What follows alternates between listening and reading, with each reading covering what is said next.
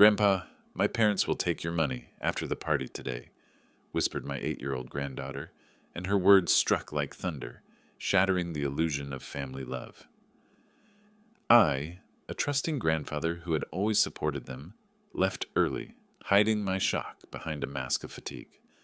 But what I did next, a cunning plan for revenge for their betrayal, shocked everyone. I beat them at their own game, and they will never forget it. Before we continue, please subscribe to the channel and let us know where you're listening in the comments. I know what you're thinking, Dad, but hear me out. Harry's voice cracked through the phone, cutting through the Saturday morning, quiet like a rusty blade. I nearly dropped my coffee mug. 7 a.m. calls weren't Harry's style, especially not with that nervous tremor I recognized from his teenage years when he'd wrecked my truck. "What sounds strange, son?" I settled back into my kitchen chair, watching steam rise from my coffee while morning light painted golden squares across yesterday's unread newspaper. "Well, Mary really wants... we both think you should definitely come to Alexa's birthday party today." The words tumbled out too fast, like he'd rehearsed them but forgotten the rhythm. Something cold settled in my chest. Since when did they need to convince me to see my granddaughter? "Harry, when have I ever missed one of Alexa's birthdays?" No, that's not what I meant." A pause. I heard what sounded like Mary's voice in the background, sharp and insistent. "It's just that Mary's been planning this for weeks, and she specifically asked me to call and make sure you're coming." I stirred my coffee slowly, watching the cream swirl into tiny hurricanes. Mary specifically asking? The same Mary who usually treated my presence like a necessary inconvenience? That's thoughtful of her. "Yeah, she's really excited about it." Harry's laugh sounded forced, metallic. "The party starts at 2, but maybe you could come a little early. We wanted to talk about some family stuff." The spoon clinked against the mug as I set it down. Family stuff. In 3 years of widowhood, family stuff had never required special conversations. What kind of family stuff? "Oh, just planning things. Future things. Mary has some ideas about how we can all be more involved with each other." I walked to the window, phone pressed to my ear, watching Mrs. Henderson across the street. Water her flower boxes, Mary with ideas about family involvement. The woman who'd spent Christmas dinner last year checking her phone every 5 minutes. "That sounds nice, Harry." I kept my voice level, but my businessman's instincts were screaming. 30 years of reading people across conference tables had taught me when someone was selling something they didn't believe in themselves. "Great. So you'll be there early? Maybe around 1:30? I glanced at the refrigerator, where Alexa's latest drawing hung next to my shopping list. A crooked house with stick figures labeled Grandpa, Daddy, Mommy, and me in purple crayon. That little girl was the brightest spot in my world since Ellen died. Of course I'll be there early. I wouldn't miss Alexa's day for anything. "Perfect. And Dad?" Harry's voice dropped lower. "Just keep an open mind about what we want to discuss, okay? It's all about making sure everyone's taken care of." The line went dead before I could ask what he meant by everyone's taken care of. I stared at the phone for a long moment, then set it on the counter next to my untouched newspaper. Something wasn't right. Harry's voice had carried that same guilty undertone I remembered from when he was 8 and had borrowed money from Ellen's purse for candy. But this felt bigger than childhood mischief. I poured fresh coffee and tried to shake off the unease. Maybe Mary genuinely wanted to improve family relationships. Maybe I was reading too much into a simple invitation. But as I sat back down with my coffee, I couldn't stop thinking about that phrase, making sure everyone's taken care of. In my experience, when people started talking about taking care of everyone, they usually meant taking care of themselves first. I looked at Alexa's drawing again and smiled despite my concerns. Whatever Harry and Mary had planned to discuss, it could wait until after I'd celebrated my granddaughter's 8th birthday. Some things were more important than adult complications. Still, I made a mental note to listen carefully to whatever they want to talk about. 20 minutes later, I stood in my bedroom closet, staring at shirts Ellen would never see me wear again. The blue Oxford brought back her funeral, how Mary had whispered about all this space while we buried my wife. Even then, something in her tone had felt calculating. I pulled the shirt from its hanger and caught my reflection in the mirror. $70,000. That's what I'd given them over the past 3 years. Mortgage payments, car loans, Alexa's private school tuition. Ellen would have called it excessive, but she'd also understood that Alexa deserved better than her parents could provide alone. My wallet sat heavy in my back pocket as I dressed. 3 credit cards maxed out for Harry's emergencies, the urgent transmission repair that turned into a full engine rebuild, Mary's temporary need for grocery money that became a monthly expectation, each request delivered with Harry's shamefaced explanations and Mary's perfectly timed gratitude. Walking to the kitchen for my keys, I passed the refrigerator, where Alexa's latest drawing hung beside my grocery list. She'd drawn our last fishing trip, 2 stick figures by a blue crayon lake, both smiling. "Best day ever, Grandpa," written in purple marker along the bottom. That's when Mary's recent suggestion hit me with fresh clarity. 3 weeks ago, standing in this exact spot, she'd looked around my kitchen and said, "Norman, don't you think this house is getting too big for you? There are lovely assisted living communities where you wouldn't have to worry about maintenance." Harry had quickly changed the subject to Alexa's softball season, but Mary's eyes had lingered on my granite countertops, the expensive appliances Ellen and I had chosen together, the same calculating look she'd worn at the funeral. I grabbed my car keys from the counter, remembering Ellen's last coherent words. "Promise me you'll always take care of Alexa, but watch Harry carefully. He's weak, and weak people make dangerous choices when someone strong is whispering in their ear." At the time, I'd thought she meant his drinking buddies or get-rich-quick schemes. Now, I wondered if Ellen had seen something in Mary that I'd missed. The way she'd started every conversation about money with Alexa's needs, making me feel selfish for questioning the expenses. The garage door opener hummed as morning light streamed across my Mercedes. Ellen's car still sat in her spot, covered and pristine. I'd kept making payments on it for months after her death, unable to admit she was really gone. Maybe that's what they were counting on, my inability to say no when it came to family. The grandfather who'd rather pay than disappoint, who'd rather trust than investigate. But 40 years in construction had taught me to check foundations before building anything important. I backed out of the driveway slowly, watching my house shrink in the rearview mirror. By tonight, after whatever conversation Harry and Mary had planned, I suspected I'd see everything differently. For now, I needed to buy my granddaughter a birthday present, something special, perhaps the last gift I'd give her before everything changed. Northtown Mall buzzed with Saturday morning energy as I parked near the main entrance. 8:15, and already families were streaming toward the toy stores. Perfect timing for Alexa's gifts. The Lego architecture section drew me immediately. Alexa had been fascinated by buildings since her school field trip to the Space Needle last month. The Statue of Liberty set caught my eye, detailed enough to challenge her growing skills, but not overwhelming. $180 seemed reasonable for something that would occupy her curious mind for weeks. "Excellent choice, sir." The young clerk smiled as he rang up my purchase. "My daughter loves this series. Would you like gift wrapping?" "Please. It's for my granddaughter's 8th birthday." Next stop, sporting goods. Alexa had mentioned wanting a real bicycle, not the tiny pink thing she'd outgrown. The Trek model displayed near the window looked perfect. Lightweight frame, handbrakes she could manage, reflective strips for safety. $320, but her delighted face would be worth every penny. Loading the bicycle box into my SUV, I checked my watch. 9:10. Plenty of time for one more stop. Norman! What a lovely surprise. Dorothy Henderson materialized beside my car, clutching a shopping bag from the bookstore.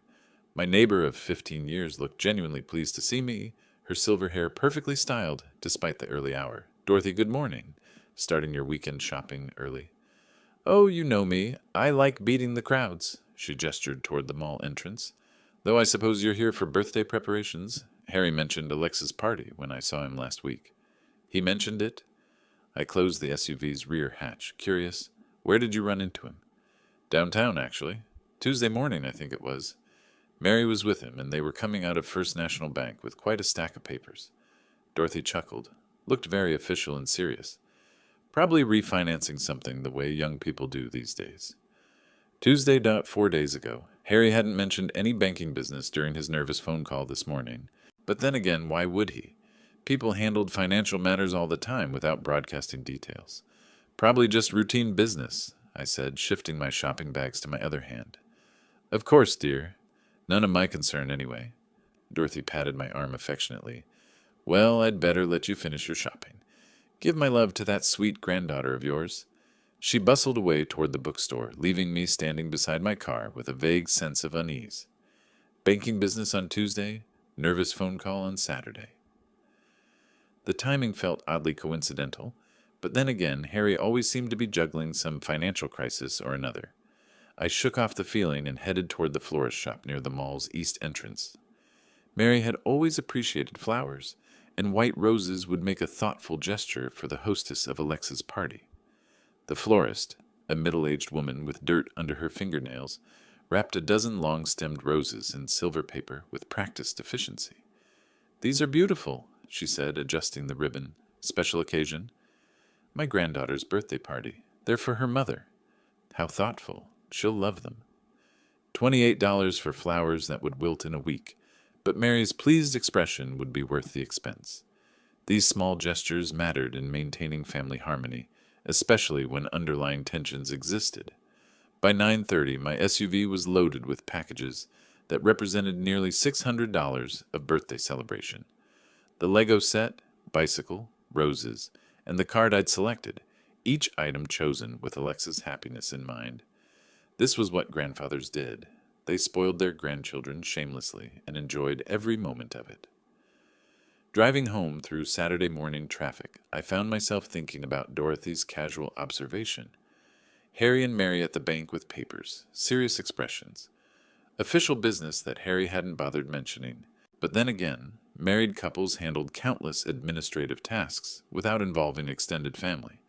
Insurance updates, mortgage refinancing, college savings accounts for Alexa. Any number of legitimate reasons could explain their downtown visit. Still, as I turned into my driveway, I couldn't quite dismiss the small voice in my head that wondered why Harry had sounded so nervous this morning, if everything was truly as routine as it appeared. After wrapping Alexa's gifts and grabbing a quick lunch, I arrived at Harry's house precisely at 2 o'clock. The front door opened before I could ring the bell.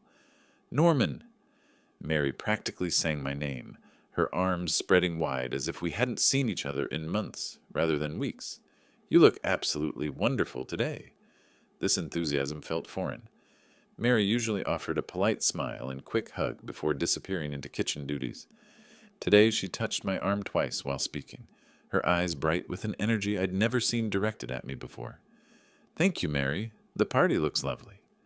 I stepped inside, carrying the wrapped bicycle box and gift bag containing the Lego set. Colorful streamers hung from every doorway, and balloon clusters filled each corner. Far more elaborate than previous birthday celebrations. "Dad, there he is!"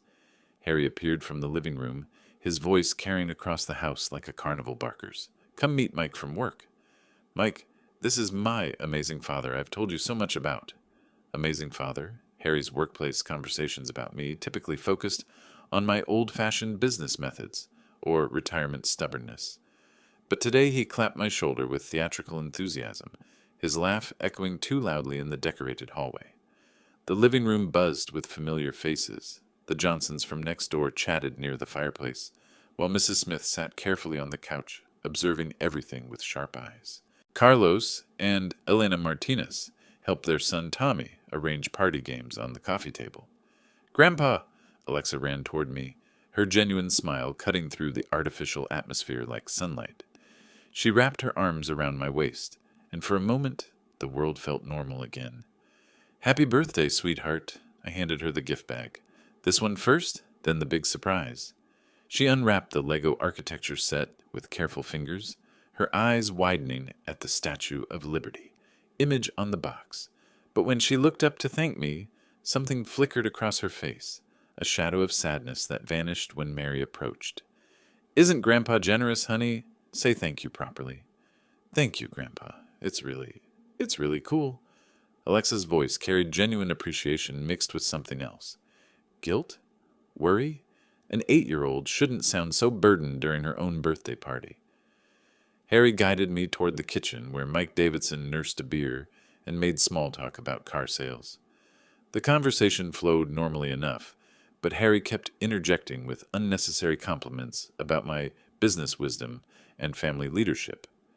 Each comment felt rehearsed, like lines from a script he'd memorized poorly. Norman knows everything about building successful relationships, Harry announced to Mike. He's taught me so much about trust and family loyalty. Trust and family loyalty. Strange topics for a casual party conversation, especially delivered with Harry's current manic intensity.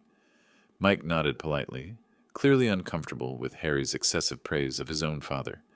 Mary reappeared with a plate of appetizers, positioning herself between me and the other guests. Norman, you simply must try these canapes. I made them especially thinking of your sophisticated tastes. My sophisticated tastes? Mary had never paid attention to my food preferences beyond ensuring adequate quantities appeared at family gatherings. Now she hovered beside me, refilling my wine glass before it emptied, and asking about my comfort level every few minutes. From across the room, I watched Alexa opening cards from school friends. Her movement seemed mechanical, polite but distant. When Tommy Martinez asked about her new Lego set, she nodded and smiled appropriately. But her responses lacked the genuine excitement I'd expected.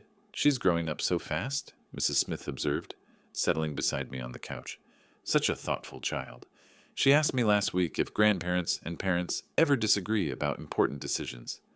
My wine glass paused halfway to my lips. What did you tell her? That families work through differences with love and honesty. Mrs. Smith studied Alexa with concerned eyes, though she seemed troubled by something beyond normal childhood worries. Across the room, Harry and Mary exchanged a quick glance, the kind of wordless communication that suggested coordination. They'd been doing that all afternoon, I realized. Brief eye contact, subtle nods, perfectly timed interruptions when conversations approached certain topics. The afternoon stretched on with forced merriment and careful choreography. Every smile felt calculated, every laugh slightly too loud, every gesture of family affection performed for an audience. Only Alexa's behavior toward me remained authentic, though shadowed by whatever burden she carried. As the party wound toward its conclusion and guests began gathering their belongings, Harry caught my attention with an overly casual gesture. Dad, stick around after everyone leaves, okay? Mary and I have been looking forward to that family chat we mentioned. The artificial cheerfulness began weighing on me like humidity before a storm. I excused myself with a polite smile. Mentioning the bathroom down the hallway, Mary jumped up immediately, offering directions I didn't need, her concern feeling rehearsed rather than genuine. Walking away from the party noise, I noticed Alexa watching me from beside the gift table. Something in her expression, worry mixed with determination, made me pause. When I reached the hallway lined with family photos, small footsteps followed behind me. Grandpa? Her voice barely rose above a whisper. I turned to find her glancing back toward the living room, ensuring we were alone. The birthday girl, who should have been glowing with excitement, looked instead like she carried the weight of the world on 8-year-old shoulders. What is it, sweetheart? I knelt to her eye level, recognizing the serious expression she'd inherited from Ellen. You look troubled. She bit her lower lip, a gesture that reminded me painfully of her grandmother during difficult conversations. I need to tell you something important about Mom and Dad. My chest tightened. What about them, honey? They're planning to take your money tonight. The words tumbled out in a rush, as if she'd been rehearsing them. After everyone goes home, I heard them talking last night when I was supposed to be sleeping. The hallway seemed to tilt slightly. I gripped the doorframe to steady myself, fighting to keep my expression calm for her sake. What exactly did you hear? Mom said you have too much money for an old man living alone. Alexa's voice dropped even lower. She told Dad they were going to fix that problem tonight. Dad seemed scared, but Mom said the papers from the bank would make everything legal. Papers from the bank. Tuesday's visit that Dorothy Henderson had mentioned suddenly made terrible sense. My business instincts, dormant for years, roared back to life with crystalline clarity. Did they say anything else? I asked gently, though though my mind raced with implications I hoped an 8-year-old couldn't understand. Dad kept saying, "What if he finds out?" And Mom said it would be too late by then. Tears welled in her eyes. "Grandpa, I don't want them to take your money." "You're the only one who really listens to me." I pulled her into a fierce hug, feeling her small body trembling against mine. Ellen's granddaughter, carrying adult secrets that no child should bear. The betrayal cut deeper, knowing they'd planned this within earshot of innocent ears. "Listen to me carefully," I whispered into her hair. "You did the right thing telling me. But we need to keep this our secret for now, okay? Can you do that?" She nodded against my shoulder. "Are you going to stop them?"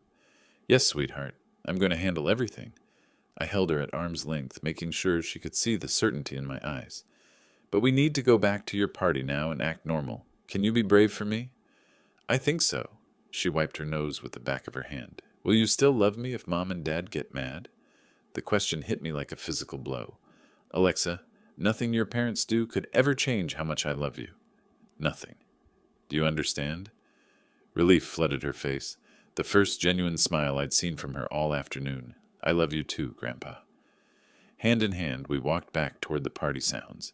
But everything had changed in those few whispered minutes. The son I'd raised, the daughter-in-law I'd supported, the family I'd trusted with my heart. All of it now viewed through the lens of calculated betrayal. As we rejoined the celebration, I caught Harry's eyes across the room. He smiled and waved, the same false enthusiasm that had puzzled me earlier. Now I understood exactly what that performance was designed to accomplish. Returning to the party felt like walking onto a stage where everyone else had forgotten they were acting. I settled back into conversations with the natural ease that 40 years of business negotiations had taught me, while internally cataloging every glance between Harry and Mary with devastating new clarity. Mrs. Smith was discussing her garden when I noticed Harry checking his watch for the third time in 10 minutes. Mary appeared beside him immediately, their brief eye contact now obviously coordinated rather than coincidental. They were managing me, I realized, ensuring I stayed comfortable, engaged, and most importantly, present for whatever they had planned after the guests departed. "Norman, how about some more wine?" Mary's hand touched my arm with practiced concern. "You look a bit pale. Are you feeling all right?" Pale. Yes, I probably was.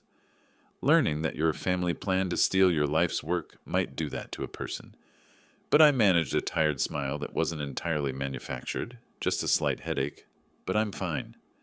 Her expression shifted almost imperceptibly, the kind of micro-expression I'd learned to read in boardroom adversaries. Relief mixed with calculation. A tired, slightly unwell grandfather would be easier to manipulate than an alert one. For the next hour, I played my part perfectly. Gracious grandfather, generous family patriarch, aging man perhaps not quite as sharp as he once was. I accepted their attentions, praised their hospitality, and observed their increasingly obvious coordination with the detached interest of studying a chess opponent's strategy. Harry kept steering conversations away from financial topics, whenever guests mentioned the economy or retirement planning. Mary redirected discussions about my house, my health, my future living arrangements. They were managing information flow, ensuring nothing conflicted with whatever narrative they'd constructed for tonight's important family discussion. Around 5:30, as afternoon shadows lengthened and guests began collecting their belongings, I announced my intention to leave. I think I should head home early. This headache isn't improving. The effect was immediate. Harry and Mary exchanged a look of genuine alarm. "Dad, wait!" Harry moved to block my path to the door. "We really wanted to talk about those important family matters we mentioned. Remember? You promised to stay after everyone left." "Perhaps another time," I said, maintaining the weary grandfather persona. "I really need to rest." "But Norman," Mary stepped closer, her voice taking on urgent undertones, "we have something special planned for tonight, something we've been preparing for weeks." Something they'd been preparing for weeks. The bank visit Dorothy Henderson witnessed. Legal documents, plans that required my presence and cooperation. I could see the desperation creeping into their performance as their carefully orchestrated timeline threatened to collapse. "I'm sure it can wait until tomorrow," I replied gently. Family isn't going anywhere. Harry's face flushed. Actually, Dad, there are some time-sensitive issues we need to discuss. Financial matters. That can't wait. Financial matters that can't wait. How interesting that Harry would phrase it exactly that way. I filed the comment away with all the other intelligence I'd gathered throughout this surreal afternoon. Tomorrow, son, I promise. I turned toward Alexa, who had been watching our exchange with worried eyes. Kneeling to her level, I pulled her into what might be our last innocent embrace before everything changed. Thank you for the most wonderful birthday party, sweetheart. Thank you for my presents, Grandpa. Her small arms tightened around my neck. I love you so much. I love you too, more than you'll ever know. I whispered against her ear, quiet enough that only she could hear. Everything will be okay. Standing, I felt Harry's hand on my shoulder, heavier than necessary, almost restraining. Dad, please, just give us an hour. 1 hour to discuss these important family decisions. I looked into my son's eyes and saw not the boy I'd raised, but a desperate man whose greed had overwhelmed whatever love remained. The realization cut deeper than I'd expected, but my voice remained steady. Another time, Harry. I need to go home now. Walking to my car while they watched from the doorway, Mary whispering urgently in Harry's ear, both of them radiating frustrated tension, I felt the weight of performance finally lifting from my shoulders. Alone in my Mercedes, I sat for a moment in their driveway, processing the magnitude of what had just occurred. My family had planned to rob me. Tonight, with legal documents and careful preparation. Starting the engine, I pulled away from the house where I'd celebrated what might be my last normal family gathering. Inside my house, the silence felt different than it had that morning. No longer peaceful, pregnant with purpose.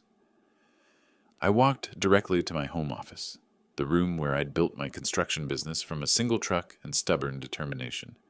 40 years of important documents lived in the wall, safe behind Ellen's portrait, as I spun the combination lock. Muscle memory from decades of business dealings guided my fingers. 1959, Ellen's birthday. The irony wasn't lost on me that her memory would help me protect what we'd built together. The documents told a story I'd been too trusting to read properly. Bank statements revealing the pattern of financial requests that had escalated from hundreds to thousands over 3 years. Investment portfolios worth far more than Harry or Mary realized. Property deeds for rental properties they didn't know existed, and most importantly, records of every payment I'd made to support their lifestyle. 247 individual transactions. I documented everything with the methodical precision that had made my business successful. Mortgage payments, car repairs, medical bills, private school tuition for Alexa. Each payment justified by some family emergency or opportunity that seemed reasonable at the time. Sitting at my desk with Ellen's photo watching from the bookshelf, I finally saw the manipulation clearly. The escalating requests had been conditioning, training me to say yes to increasingly larger amounts. Mary's suggestions about assisted living weren't concern for my welfare. They were reconnaissance for tonight's planned theft. Every mortgage payment, every tuition check, I said aloud to Ellen's photograph. They've been planning this for months. My phone sat silent on the desk. Harry and Mary would be scrambling right now, trying to figure out how to proceed without me present for their important family discussion. The thought gave me a grim satisfaction. Opening my business card file, I found James Miller's personal number. 20 years of friendship and professional respect with the vice president of First National Bank. James would remember the careful, detail-oriented contractor who'd never missed a payment or broken a promise. More importantly, he'd understand exactly what legal documents obtained under false pretenses actually meant. The clock showed 9:30 p.m., too late for business calls, but I made a note for tomorrow morning. First priority, understanding exactly what papers Harry and Mary had obtained and how to neutralize their legal effectiveness. Next, I reviewed my will and trust documents, standard arrangements that left everything to Harry, with provisions for Alexa's education and future. Written when I still believed my son possessed integrity and love for his family, rather than simply greed for our money. Those documents would need immediate revision. Catherine Davis had notarized most of my legal paperwork over the years. Independent, discreet, and unconnected to any bank where Harry and Mary might have allies. Another call for tomorrow morning. Spreading the investment statements across my desk like battle plans, I calculated my actual net worth for the first time in years. 2.3 million in liquid assets, plus 3 rental properties, plus this house with no mortgage. Far more than Harry and Mary suspected, and certainly more than they could steal in one evening's legal maneuvering. But this wasn't about money. This was about justice for an 8-year-old girl whose parents were willing to traumatize her with adult secrets. This was about punishment for adults who'd exploit an elderly man's love for his family. This was about ensuring that betrayal came with consequences. Ellen's voice echoed from our last conversation. Watch Harry carefully. Weak people make dangerous choices when someone strong is whispering in their ear. Now I understood. Mary had been whispering for 3 years, and Harry had chosen greed over family loyalty at every turn. My phone rang suddenly, jarring me from planning. Harry's name appeared on the caller ID. I let it ring. Sunday morning brought clarity that a restless night had failed to provide. After finally falling asleep near dawn, I woke with my businessman's instincts fully engaged and a specific plan forming. Over coffee in my home office, I opened my business contact file to James Miller's personal number. 9 o'clock seemed appropriate for calling an old friend about financial matters. James and I had maintained our friendship through 20 years of loans, investments, and the gradual success of price construction. He'd trust a call from me, especially about portfolio management. James, sorry to bother you on Sunday morning, I began when he answered. I've been reviewing my investment portfolio and wanted to get your thoughts on some consolidation ideas. Norman, always good to hear from you. His voice carried genuine warmth. What's on your mind? I'm considering simplifying my accounts, maybe centralizing everything for easier management. What are current banking policies on financial assistance programs? Well, there are several options depending on your needs. Are you thinking about automated services or more comprehensive management assistance? Perfect opening. Actually, I've been wondering about power of attorney arrangements, conservatorship options. Had any clients dealing with those recently? James paused, and I could almost hear him considering confidentiality boundaries. Funny you should ask. Just last week, I had a couple inquiring about guardianship procedures for an elderly family member. My coffee cup stopped halfway to my lips. Oh? Complex process, I imagine. Actually, they seemed quite prepared. Had done considerable research on conservatorship requirements, documentation timelines. Very thorough people. Very thorough. My son and daughter-in-law had researched exactly how to steal my independence with legal precision. That's thoughtful of them to help their family. They were asking specific questions about mental competency evaluations, financial management documentation, timelines for court approval. James's professional knowledge was exactly what I needed. They understood the terminology better than most attorneys I've worked with. Mental competency evaluations, court approval timelines. They'd planned to have me declared incompetent and seize control of everything I'd spent 40 years building. The scope of their betrayal kept expanding beyond what I'd imagined possible. Did they seem confident about their situation? I asked carefully. Absolutely. They mentioned having documentation ready, medical opinions prepared, said they expected the process to move quickly once initiated. James chuckled. Most families aren't nearly so organized when dealing with elderly care transitions. Elderly care transitions. The euphemism made my hands clench around the phone. They'd researched how to institutionalize me while stealing my wealth, and they'd done it with systematic, professional thoroughness. Sounds like they really cared about their family members' welfare, I managed. That's what struck me most. How much preparation they'd put into ensuring everything would be legally proper and swift. They asked about expedited processes, emergency conservatorship procedures, emergency conservatorship, for situations where immediate action was necessary to protect someone's assets from their own incompetence. Hearing my own situation described in clinical banking terms felt surreal. Well, I appreciate the information, James. Gives me a better sense of available options. Anytime, Norman. Though honestly, you seem sharper than men half your age. Can't imagine you needing that kind of assistance for decades yet. If only he knew how close I'd come to needing it yesterday. Let's hope you're right. Thanks for taking my call on Sunday. Always a pleasure. Let me know if you want to schedule a formal consultation about your portfolio. After hanging up, I sat staring at my notes from the conversation. Mental competency evaluations, documentation ready, medical opinions prepared, emergency procedures. Harry and Mary hadn't just planned to rob me. They'd engineered a complete legal framework to justify stealing my life. The phone rang suddenly, startling me from my thoughts. Harry's name appeared on the caller ID again. This time, I answered. Hello? I answered the phone with deliberate weariness, as if the effort of reaching across my desk required considerable energy. Dad, thank goodness. I was worried sick about you leaving early yesterday. Harry's voice carried what sounded like genuine concern, though I now recognized the calculation beneath it. Are you feeling all right? Oh, Harry. I let my voice trail off slightly, as if gathering thoughts had become difficult. I've been having these terrible headaches. Hard to concentrate on anything. That doesn't sound good. Maybe we should have you checked by a doctor. Mary and I could drive you to the clinic this afternoon. Perfect. They were accelerating their timeline, exactly as I'd hoped after disrupting their original plan. That's very thoughtful of you both. I've been feeling so confused lately. Don't worry, Dad. We'll take care of everything. We'll be over in about an hour, okay? After hanging up, I spent 30 minutes preparing for the performance of my life. I mussed my hair slightly, put on an old cardigan that made me look frailer, and practiced the slower, more hesitant movements of genuine elderly confusion.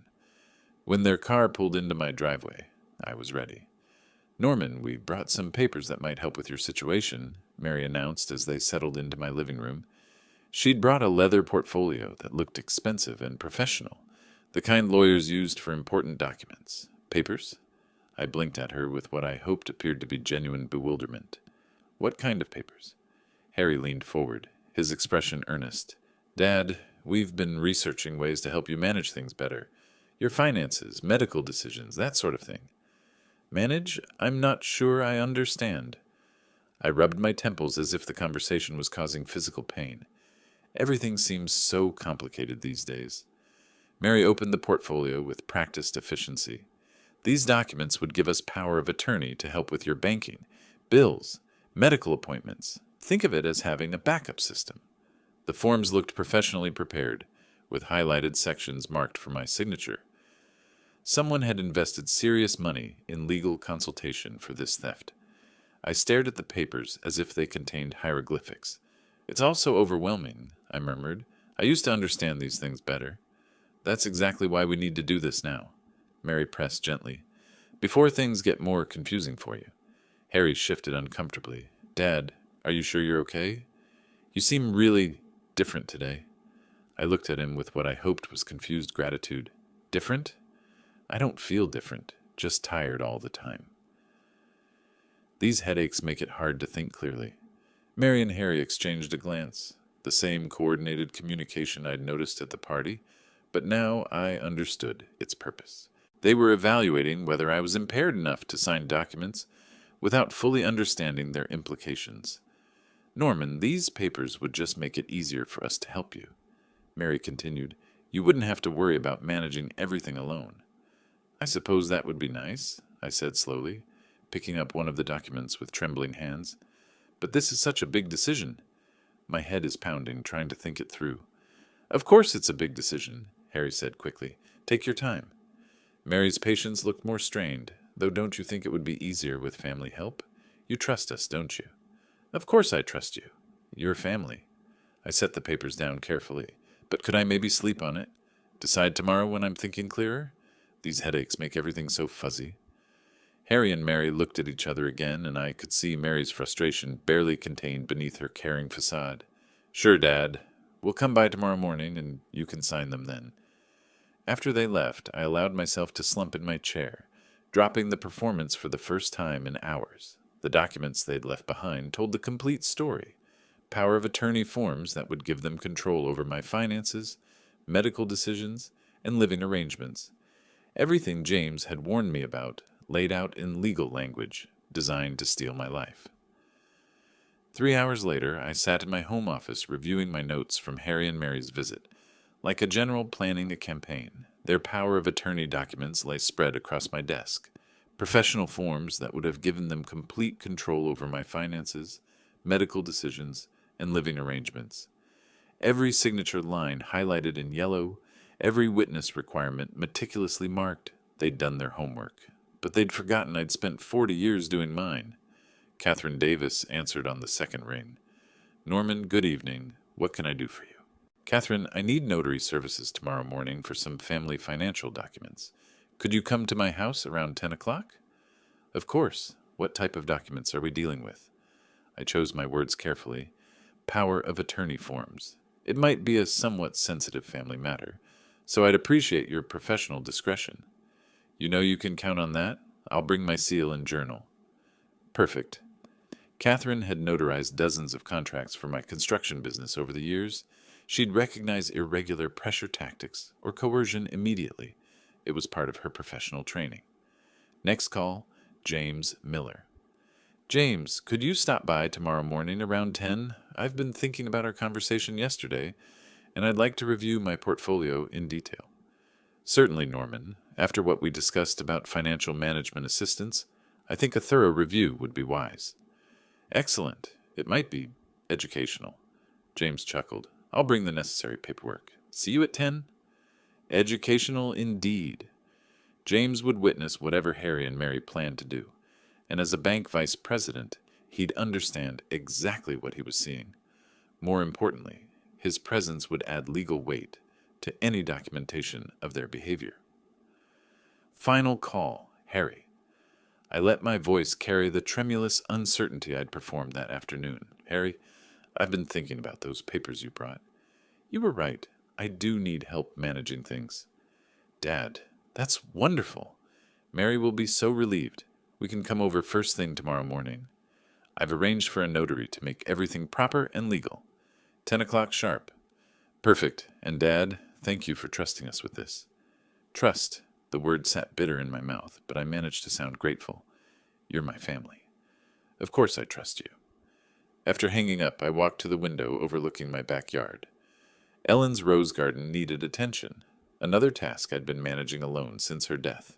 Tomorrow would determine whether I'd continue managing it as a free man or watch it wither from some assisted living facility while Harry and Mary divided our life's work. I pulled out a yellow legal pad and wrote down the sequence of events I expected tomorrow. 9:45 a.m. Catherine arrives, sets up notary materials. 10 a.m. James arrives with portfolio documents. 10:05 a.m. Harry and Mary arrive, expecting easy document signing. 10 a.m. Professional witnesses observe their manipulation tactics. 10:15 a.m. Truth emerges. The beautiful irony wasn't lost on me. They'd researched how to steal my independence through legal procedures, but they'd forgotten that legal procedures require proper witnesses and documentation. Tomorrow, those same requirements would expose their betrayal. 20 miles across town, Harry was probably explaining to Mary how cooperative I'd sounded, how the notary would make everything official, how close they were to controlling millions of dollars. They'd celebrate tonight, confident that a confused old man had finally accepted their help. They had no idea they were walking into a trap set by the same business mind that had built what they were trying to steal. I looked at Alexa's drawing on my refrigerator, our stick figure family standing beside a crooked house. Tomorrow would determine whether that little girl grew up with grandparents who protected her or parents who taught her that family loyalty could be bought and sold. Ellen's voice echoed from 3 years ago. Promise me you'll always take care of Alexa. I intended to keep that promise. Monday morning arrived gray and cold. I slept little that night, but when Catherine arrived at 9:45 with her notary seal and journal, I felt completely prepared. Good morning, Norman.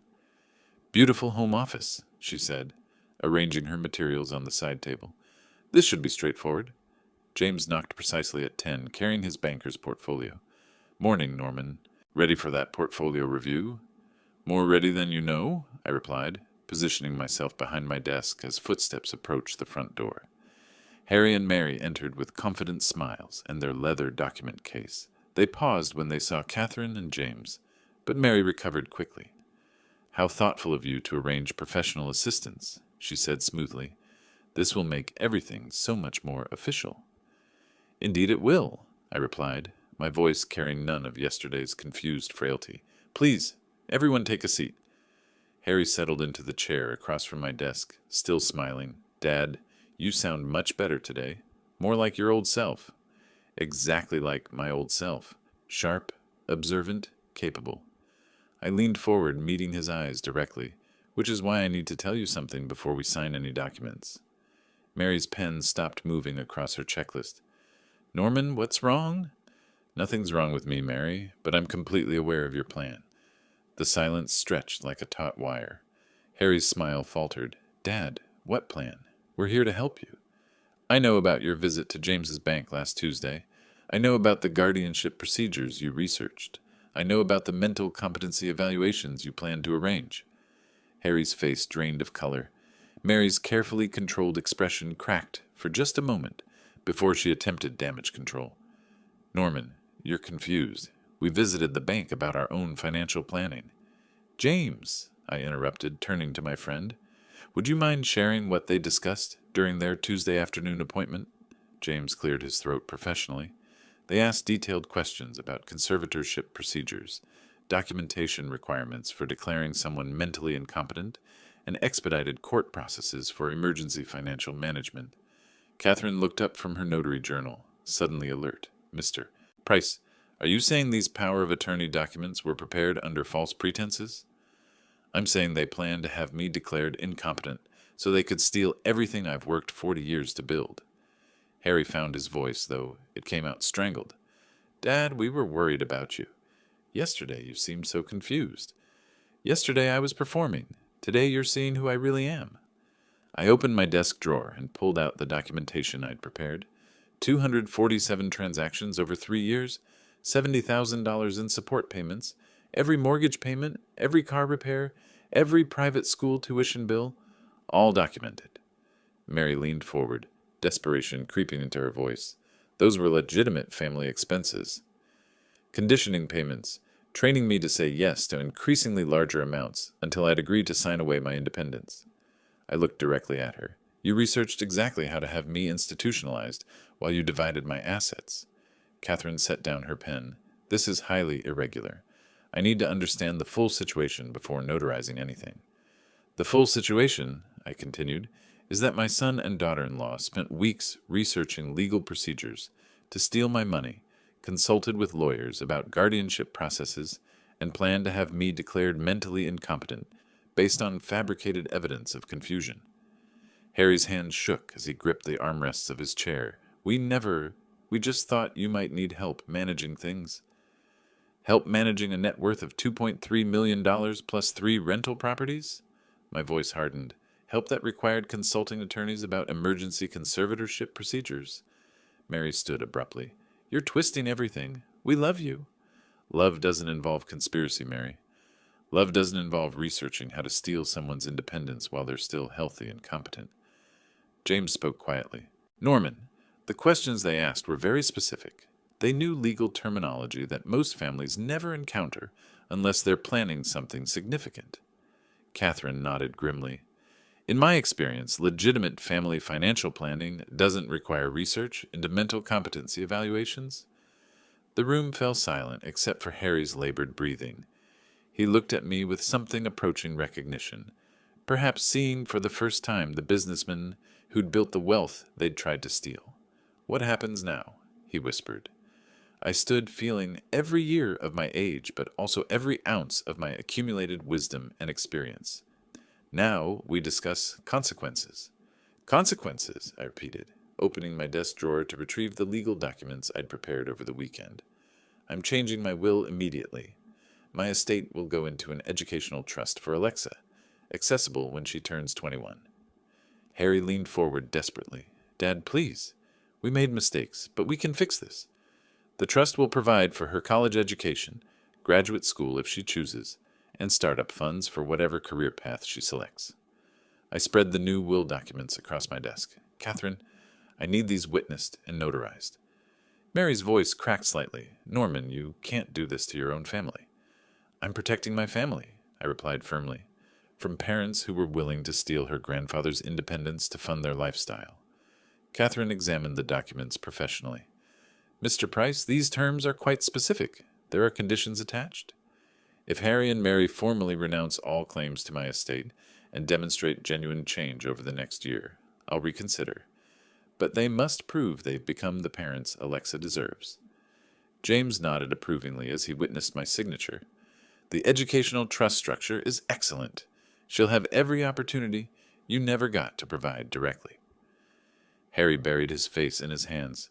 What does genuine change mean? How do we prove that? By getting jobs that actually support your family instead of depending on me. By prioritizing Alexa's happiness over your own financial desires. By showing me that my granddaughter matters more to you than my bank account. Mary stood abruptly, her composure finally cracking completely. How are we supposed to live without your support? The same way millions of other families do, through honest work and responsible spending. The mortgage assistance ends today. The car payments stop immediately. You're both adults with college degrees. Figure it out. Catherine finished notarizing the documents with practiced efficiency. Everything is legally binding now. Mr. Price, you should keep these in a secure location. My attorney will have copies by this afternoon, I assured her. After Catherine and James departed with handshakes and promises of discretion, the three of us sat in uncomfortable silence. Harry looked broken. Mary appeared to be calculating survival strategies. Is there anything else you want to say? I asked. Harry met my eyes for the first time since the revelation began. I'm sorry, Dad. I know that doesn't fix anything, but I'm genuinely sorry. Mary said nothing, which told me everything about her priorities. Words are cheap, Harry. Actions over the next year will determine whether this family has a future together. 3 hours later, Alexa knocked on my door, her school backpack still slung over her shoulder. Grandpa? Mommy said you wanted to see me. I knelt to her eye level, just as I had in the hallway 2 days ago. Come sit with me, sweetheart. We need to talk about some grown-up things. She settled beside me on the couch, her 8-year-old wisdom already sensing something serious. Is this about what I told you? Partly. Your mommy and daddy made some bad choices about money, and there have to be consequences. But none of this changes how much I love you. Are they in trouble? They have to learn to take better care of themselves and you.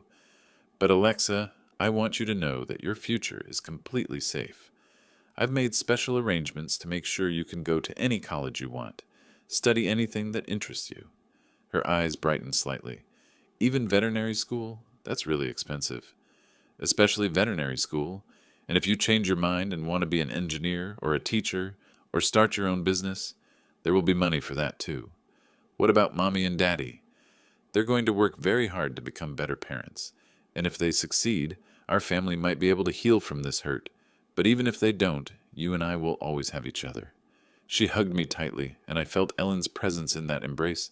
3 generations of love continuing despite betrayal and broken trust. Can we look at college brochures? Alexa asked. I want to see what veterinary schools look like. Absolutely, I smiled, reaching for my laptop. We have all the time in the world to plan your future. Outside, spring was turning to summer, and Ellen's roses were finally beginning to bloom. If you like this story, please like this video, subscribe to the channel, and share your impressions of this story in the comments. To listen to the next story, click on the box on the left. Thank you for watching.